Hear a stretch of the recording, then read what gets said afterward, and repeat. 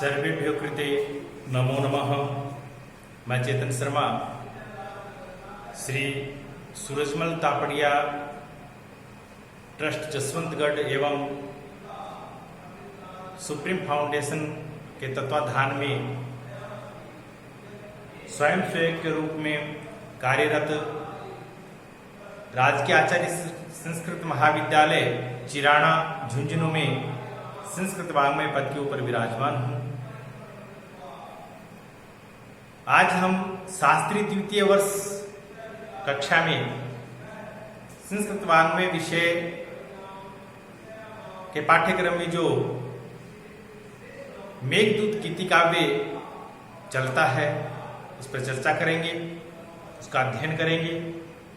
मेघदूत नाम से ही सार्थक हो रहा है मेघदूतः यस्मिन्, जिस काव्य के अंदर मेघदूत है ऐसा काव्य महाकवि कालिदास द्वारा विरचित गीतिकाव्य मेघदूत, जिसके दो भाग हैं।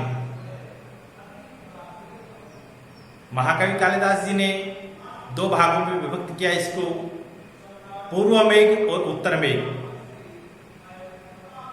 पूर्व मेघ जो है इसमें जो कथा वस्तु है वो यक्ष के विरह का संदेश उसकी प्रियतमा तक पहुंचाने के लिए मेघ को दूत बना करके उससे प्रार्थना की गई है और उसके मार्ग का वर्णन दिया गया है। उत्तर मेघ में जो कहा गया है वो कहा गया है कि जब मेघ वहां पे पहुंच जाता है अलकापुरी के अंदर, तो यक्षिणी का जो चरित्र चित्रण है, अलकापुरी का जो सौंदर्य है, ऐश्वर्य है, उसके बारे में परिचित करवाया है। शास्त्री द्वितीय वर्ष कक्षा के अंदर पूर्व मेघ चलता है। पूर्व मेघ के अंदर यक्ष है वो मेघ को दूत बनाता है। अब दूत बनाने का कारण क्यों पड़ा? ऐसा क्या हुआ कि मेघ को दूत बना रहा है? हुआ ये कहते हैं कि अलकापुरी के जो राजा हैं, यक्षों के राजा यक्षराज कुबेर, वो प्रति दिवस भगवान आशुतोष शिव जो हैं उनके उपासक हैं, उनकी उपासना करते हैं, उनका नित्य पूजन करते हैं। और पूजन के अंदर प्रति दिवस कमल के पुष्पों से अर्चन किया जाता है।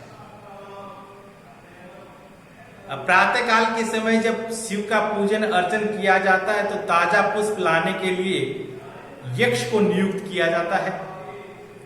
यक्ष हर प्रति दिवस सरोवर में जाकर के कमल के पुष्प लेकर के आता है और राजा कुबेर जो हैं उन पुष्पों के द्वारा अर्चन करते हैं।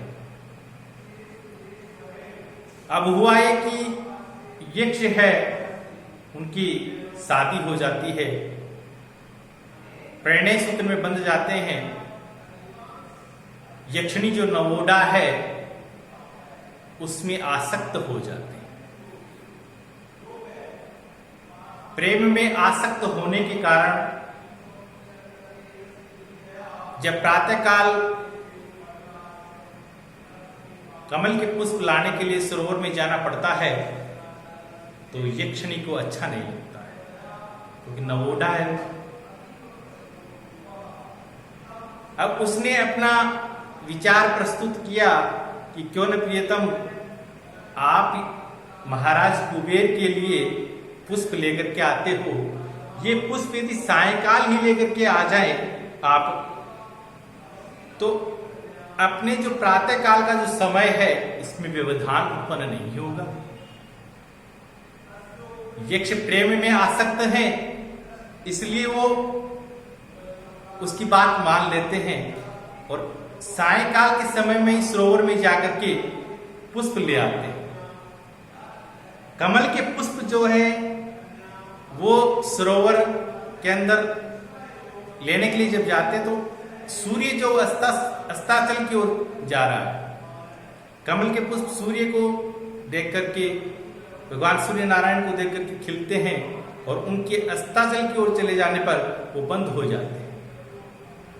हुआ ये कि एक पुष्प जब सूर्य अस्ताचल की ओर जा रहे थे और वो बंद हो रहा था, उसी समय एक भंवरा जो है उस पुष्प के अंदर रह जाता है और यक्ष है वो उस पुष्प को तोड़ लेते हैं और ला करके सायकाल मंदिर में रख दिया जाता है। प्रातःकाल जब कुबेर पूजन करते हैं, सूर्य उदय होने का समय हो जाता है और पुष्प खिलने लग जाता है। जो ही पुष्प खिलता है तो रात के समय में बंद हुआ भंवरा छटपटा रहा था बाहर निकलने के लिए। एक भंवरा जो ऐसा है कि काष्ठ को छेदन कर सकता है लेकिन कमल की पंखुड़ी को नहीं, क्योंकि भंवरा कमल से उतना ही प्रेम करता है, उसकी पंखुड़ी से उसको छेदन नहीं करता। इसलिए वो अंदर ही अंदर छटपटा रहा था बाहर निकलने के लिए, और जो बाहर निकलता है उसने डंक लगा दिया कुबेर के। कुबेर के डंक लगता है, कुबेर को ने सोचा कि ऐसा डंक क्यों लगाई, ऐसा कारण क्या हुआ कि भंवरा इसके अंदर रह गया था, अब आया है। तो उसने जांच करवाई। जब पता चला कि यक्ष है वो अपनी प्रियतमा के अंदर आसक्त होने के कारण इन पुष्पों को सायकाल ही चुन लिया गया, और सायकाल अस्ताचल की ओर सूर्य जा रहा था, उस समय इन पुष्पों को तोड़ा गया, भंवरा अंदर रह गया। तो कुबेर ने को गुस्सा आ गया और क्रोधित होकर के यक्ष को शाप दे दिया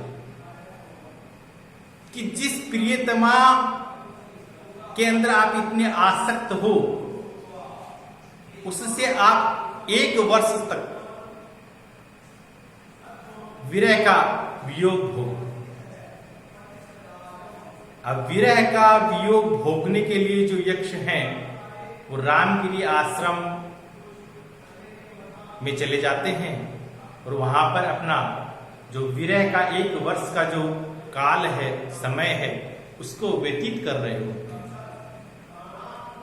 होता यह है कि 8 महीने बीत जाते हैं, 4 महीने बाकी हैं, आषाढ़ का महीना आ जाता है और आषाढ़ के महीने का प्रथम जो दिवस है, उस समय जब आसमान के अंदर बादल उमड़ते हैं, उन बादलों को देख करके और यक्ष का जो प्रेम है वो जागृत हो जाता है।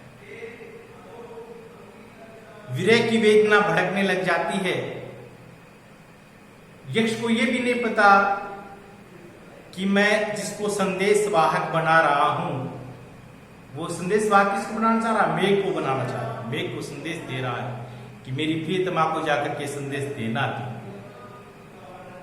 ऐसा पूर्व मेघ की जो कथा वस्तु है उसमें है कि जब आषाढ़ का प्रथम दिवस प्रारंभ हुआ, उस समय मेघ जब आ रहा है तो उसका चमेली के पुष्पों के द्वारा अर्घ्य अर्पण करता है यक्ष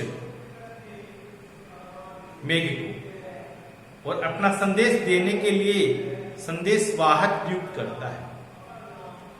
प्रेम में इतना आसक्त है कि चेतन अचेतन का भी भान नहीं है यक्ष को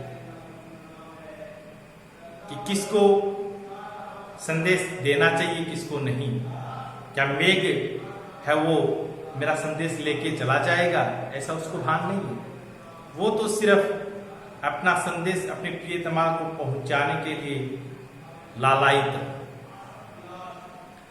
रामगिरी आश्रम के ऊपर जब मेघ का आगमन होता है, पुष्पों के द्वारा अर्घ्य दे दिया जाता है, तो मेघ को यक्ष कहता है कि तुम जब मेरा संदेश लेके आगे जाओगे तो तुम्हारी जो हवा है ये भी सहयोग करेगी, पवन की मंद मंद चलेगी, तुम्हारे साथ चलेगी, और जो जो आगे बढ़ोगे वैसे वैसे आपकी जो सिद्ध योगनियां हैं वो भी आपका स्वागत करेंगे। मयूरों की जो ध्वनि है वो भी आपका स्वागत करेंगे। और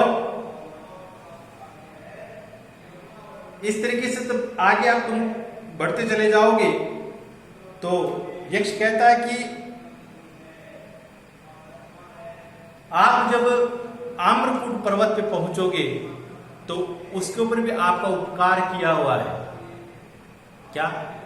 वन के अंदर जब अग्नि लगती है तो वर्षा के द्वारा ही शांत होती है। तो वनाग्नि को शांत करने का जो उपाय है, जो आपने वो कृत्य किया है, उस कृत्य से विमुख नहीं होगा आम्रकूट, वो भी आपका स्वागत करेगा। क्योंकि कहा गया कि न क्षुद्रोपि प्रथम सुकृतापेक्षया संश्रयाय, कि शूद्र व्यक्ति का भी यदि हम कोई सुकृत कर दें तो वो भी उससे विमुख नहीं होता है, वो भी उसको याद रखता है। तो आम्रकूट पर्वत के ऊपर तो आपका बहुत सुकृत किया हुआ है, क्योंकि वनाग्नि को आपने शांत किया है। इस तरीके से आप आम्रकूट पर्वत से होते हुए वहां पे जब वर्षा करके जल बरसा दोगे तो रिक्त हो जाओगे। तो आगे जब रेवा नदी आएगी, उस रेवा नदी से आप पुनः अपने रिक्त हुए को आप भर लेना। क्यों? कि रिक्त सर्वो भवति लघु पूर्णता गौरवाय, रिक्त है वो हमेशा लघु, इधर उधर आपको हवा है डुला देगी, इसलिए आप पूर्णता कर लेना, जल भर लेना अपने पेट के अंदर पुनः। इस तरीके से उसके बाद में आगे बढ़ोगे तुम तो मयूर है वो आपकी ध्वनि करके आपका स्वागत करेंगे। वेतवती नदी आएगी, उनकी चंचल लहरों से आप उसका रसपान करना, जल को ग्रहण करना। आगे बढ़ते हुए उज्जैन नगरी आ जाएगी, उसमें महाकाल के दर्शन करना, उसकी आरती के अंदर भी आप शामिल होना, नगाड़े की तरह ध्वनि करना। और इस तरीके से आगे बढ़ते बढ़ते माल देश होते हुए, दशावर क्षेत्र होते हुए कुरुक्षेत्र में चले जाना, कनखल क्षेत्र के अंदर। कनखल क्षेत्र के बाद में आप पहुंचोगे तो वहां पे पवन पाविनी जो गंगा है उसके जल का पान करना। उसका जल पान करने के बाद में हिमालय पर्वत आ जाएगा और क्रौंच रंध्र से आप प्रवेश करते हुए और फिर आगे उत्तर दिशा की ओर बढ़ोगे तो अलकापुरी नगरी आ जाएगी। और अलकापुरी नगरी के अंदर जो ऊंचा भवन दिखाई देगा, जिसके घर के सामने मंदार के पुष्पों और स्वस्तिक के चिन्ह लगे हुए मिलेंगे, वो ही मेरा घर है। कुबेर की जो नगरी है अलकापुरी, उसमें जो पहुंचने के बाद में वहां पे मेरी प्रियतमा मिलेगी और उस प्रियतमा को तुम मेरा संदेश पहुंचा देना। ऐसा पूर्व मेघ के अंदर वर्णित किया गया है। शास्त्री द्वितीय वर्ष कक्षा के अंदर पूर्व मेघ ही चलता है। आगे का जो हम वर्णन है वो अगले वीडियो में पढ़ेंगे। उससे पहले बता दूं कि मेघदूत काव्य पूरा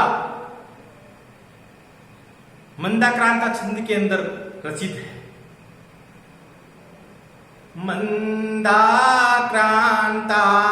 मंदाक्रांतांबोधिरसन गई मोभनो तो गयुग्मम।